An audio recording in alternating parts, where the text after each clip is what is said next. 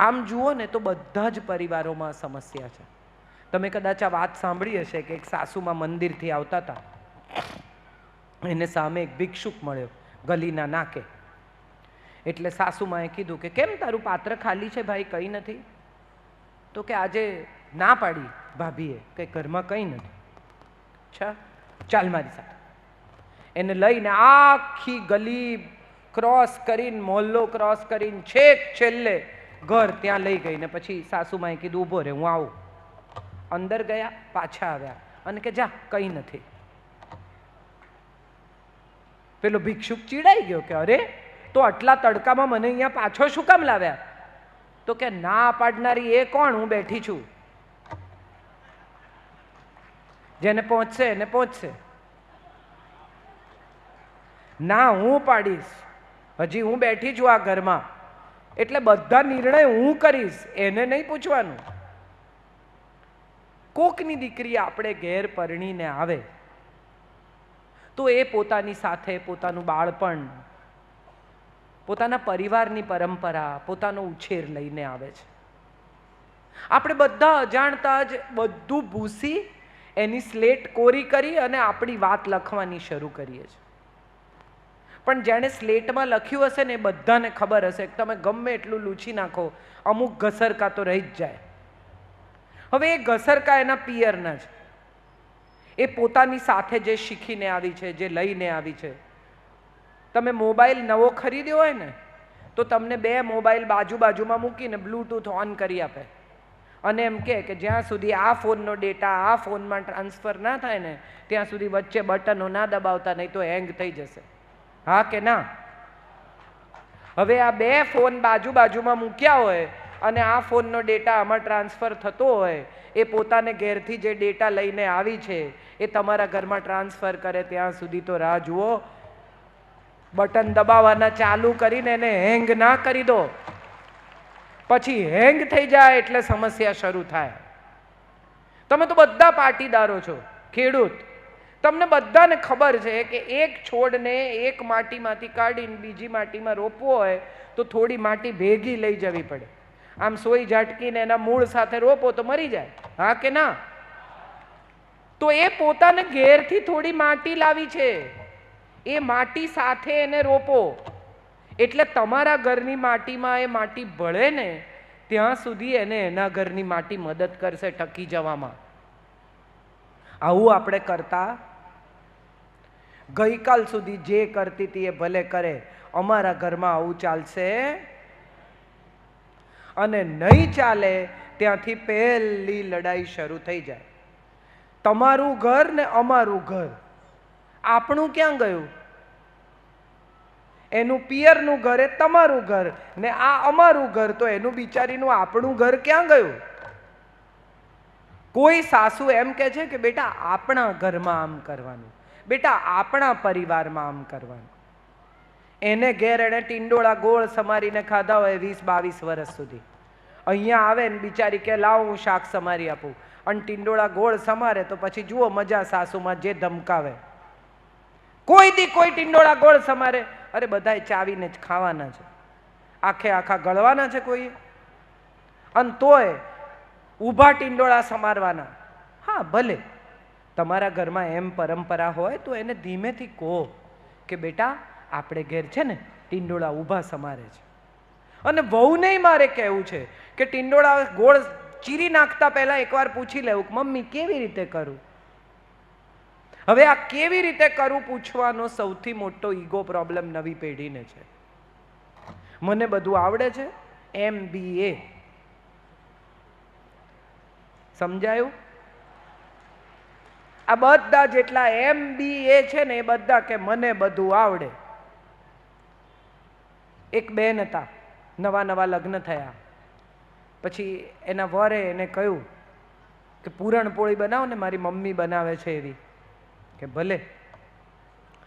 હવે એને એમ થયું કે આ પૂરણપોળી કેવી રીતે બનાવવાની, મને તો આવડતી નથી. એટલે નીચે એક માજી રહેતા હતા એને ત્યાં ગઈ ને એને પૂછ્યું કે હે માજી પૂરણપોળી કેવી રીતે બનાવવાની?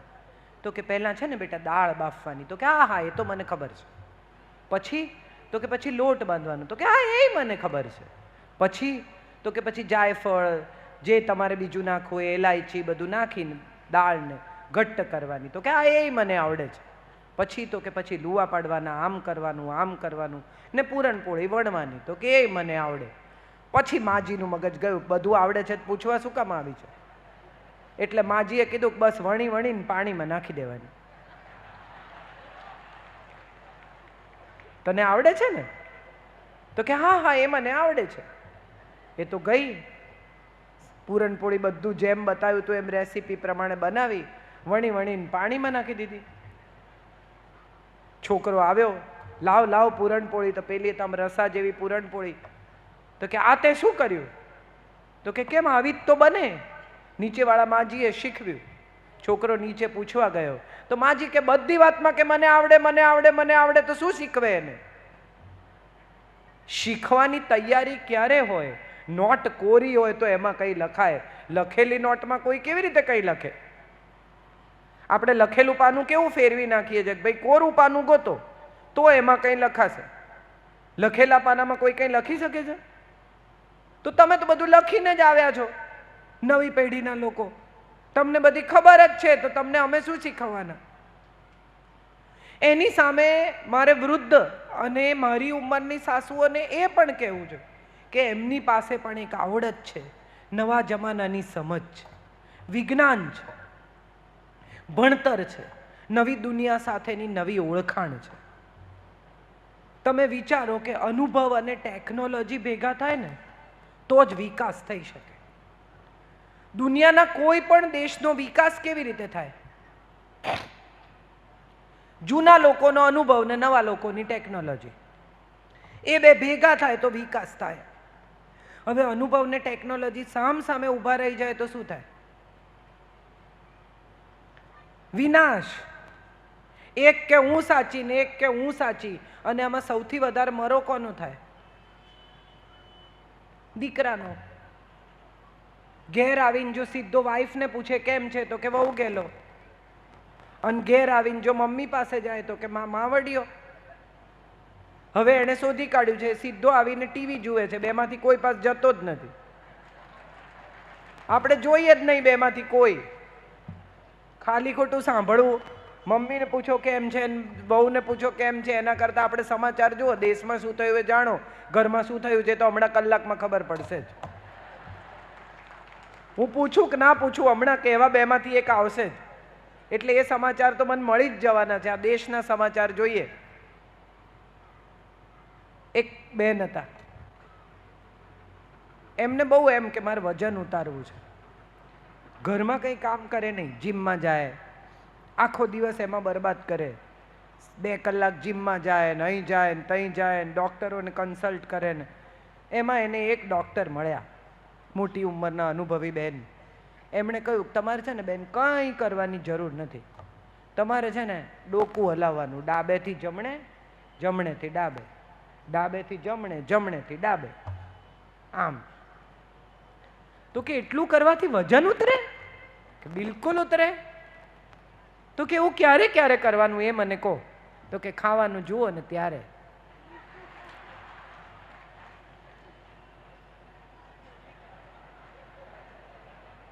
મારે નથી ખાવું. આ જ વાત છે ને જિંદગી માટે પણ બહુ અગત્યની છે.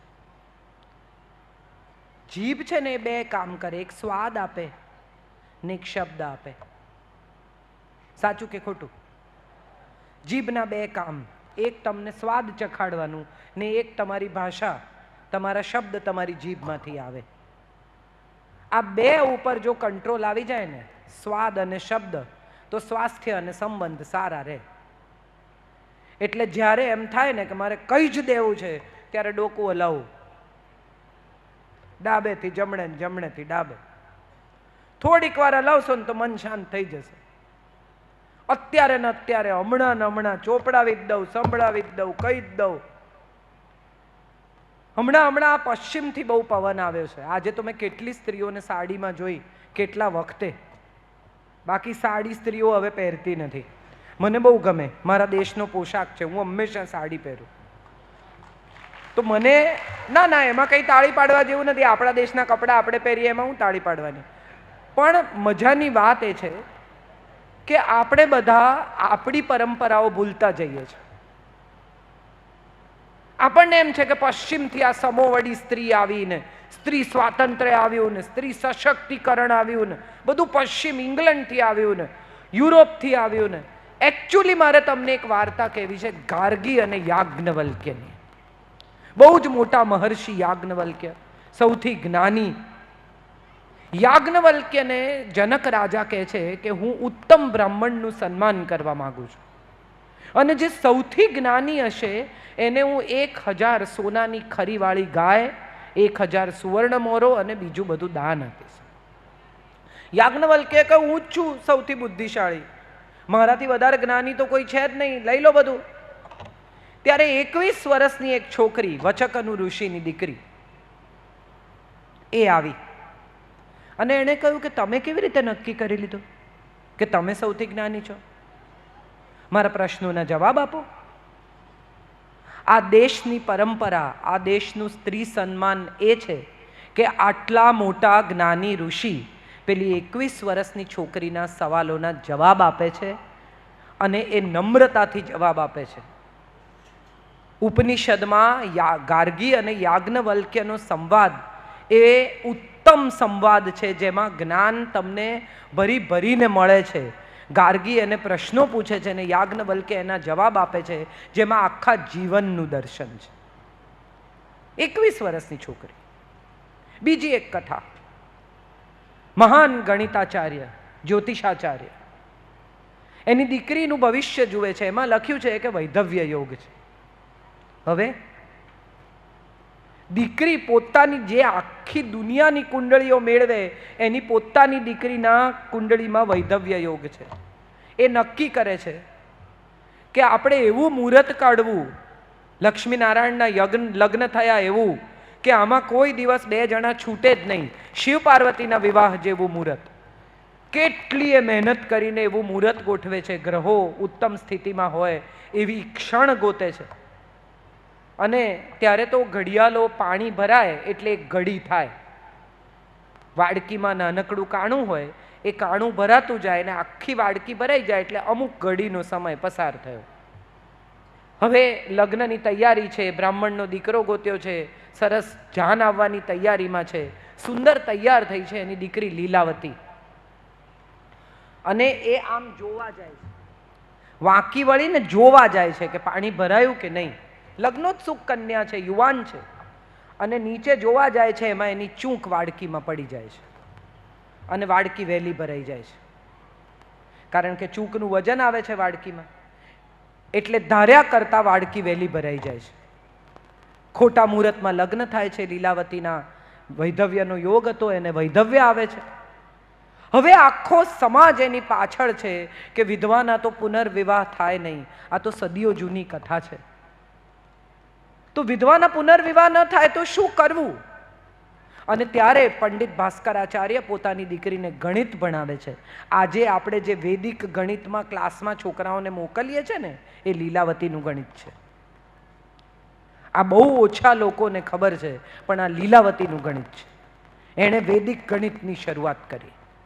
આવી તો કેટલી કથાઓ છે. આપણા દેશમાં સ્ત્રી સન્માન હંમેશા હતું જ, છે જ, રહ્યું જ છે. તમને બધી બહેનો જે પીડિત, શોષિત, દુઃખી, પોતાની જાતને માનતી હોય, એ બધીને મારે પ્રશ્ન પૂછવો છે કે ઘરમાં પૈસા લઈને આવે તો કોના હાથમાં આપે? 4-5 લાખ રૂપિયા, 10 લાખ રૂપિયા લઈને આવે તો કોને આપે? કોને આપે? બોલો બોલો. કોઈ બોલશે નહીં. હવે પછી એ પૈસા તમે ક્યાં મૂકો? તિજોરીમાં. એની ચાવી ક્યાં રહે? કેડે. અને જો 10 મૂકવા આપ્યા એમાંથી 2 માગે તો શું પૂછવાનું? કેમ? એના પૈસા એણે મૂકવા આપ્યા અને એ માગે તો એ પૂછે કેમ, અને કે અમારું તો કંઈ ચાલતું જ નથી. સાચી વાત કે ખોટી વાત? ભાઈઓ વધારે કહે છે સાચી વાત, સાચી વાત. બહેનો બોલતી નથી. તમે જુઓ, બીજી તમને સાદો તમારી નજર સામે દાખલો આપું. આ બહેનો જેટલી બેઠી છે એમાં કેટલા કલર છે, કેટલા રંગો, એક શેડ, એક કલર ખૂટતો નથી. અને અહીંયા જુઓ, ભૂરા, સફેદ, કથ્થઈ, હદમાં હદ કાળા, એક બે જણાએ ગ્રીન પહેર્યો છે, પૂરો થઈ ગયો. સ્ત્રીના જીવનમાં આટલા રંગો છે. આ બધા રંગોને જીવતા આવડે ને તો જીવન અદ્ભુત છે. જીવતા ન આવડે ને તો તમે રંગોળી કોઈ દાડો ઉપાડી છે? રંગોળી ઉપાડો ને કેવો રાખોડી થઈ જાય, બધા રંગ ભેગા થઈને નકામો, પછી એ ફેંકી દેવાનો. આ બધા રંગોને જો છૂટા પાડીને જીવી શકો ને તો જિંદગી અદ્ભુત છે. અને બધા ભેગા કરી નાખો તો રાખોડી, પછી એમાં તમારી કોઈ મદદ ન કરી શકે, બધું ગડમડ કરી નાખે, ઝઘડા ઝઘડી કરીને બધું એવું ગૂંચવે અને પછી કે હવે મારું કોઈ સાંભળતું નથી. સત્ય એ છે કે લગ્ન જીવન હોય, સંબંધ હોય, બાળ ઉછેર હોય, પ્રેમ હોય, કંઈ પણ હોય, બે જણાના કોન્ટ્રીબ્યુશન વગર થતું નથી. એકલો માણસ ઝઘડી શકે? હા કે ના? એકલો માણસ હસી શકે? તરત ડોક્ટર બોલાવે બહુ હશે તો, કે આ એકલો એકલો હશે છે, ડોક્ટર બોલાવો, ઠેકાણું નથી આનું. પણ એકલો રડી શકે? દુઃખી થવું હોય તો એકલા ચાલે, પણ સુખી થવું હોય તો ઓછામાં ઓછા બે જોઈએ. આ વાત ગાંઠે બાંધી લઈએ કે જો સુખી થવું હશે તો ઓછામાં ઓછા બે જોઈશે. આ નવા જમાનાની છોકરીઓ કહે છે અમારે તો કોઈનું કામ નથી, હું તો કમાઉં છું, એકલી રહીશ. બહુ સરસ, હમણાં રહીશ. પછી કોઈ દિવસ કાકા કાકીને રસ્તો ક્રોસ કરતા જોયા છે? 70-75 કાકા હોય, 70 બહેન હોય, બે જણા એકબીજાનો હાથ પકડીને રસ્તો ક્રોસ કરતા હોય ને ત્યારે સમજાય કે દાંપત્ય જીવનની સફળતા શું છે. એમને કોઈ દિવસ ઝઘડા નહીં થયા હોય, એમને કોઈ દિવસ મન દુઃખ નહીં થયું હોય. મારા દાદાજી ને દાદી કે તમારા દાદાજી ને દાદીને કોઈ દિવસ એકબીજા સામે વાંધો જ નહીં પડ્યો હોય. આપણી પાસે તો ગીત છે કે લવિંગ કેરી લાકડીએ રામે સીતાને માર્યા જો, ફૂલ કેરે દડુલીએ સીતાએ વેર વાળ્યા જો.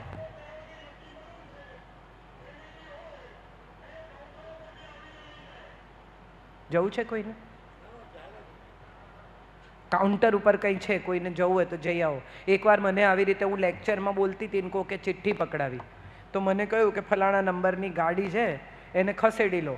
એક વાર, બે વાર, 3 વાર મેં વાંચ્યું, ફલાણા નંબરની ગાડી છે એને ખસેડી લો, ફલાણા નંબરની ગાડી છે એને ખસેડી લો.